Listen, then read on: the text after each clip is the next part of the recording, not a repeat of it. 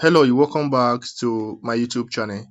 This tutorial illustrates how to enable your screenshot and screen recording in your Exness account.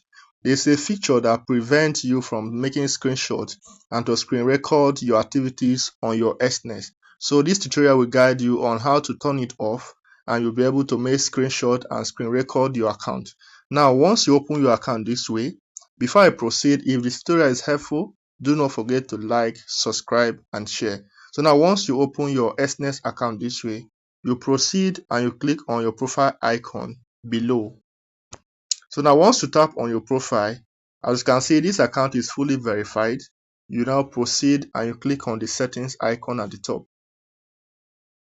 So now once you click on the setting icon, there is a statement, second to the last statement, which says hide screen content on recent tags or disable screenshot. So now once you turn on that feature, you will not be able to make screenshot or screen record your account anymore.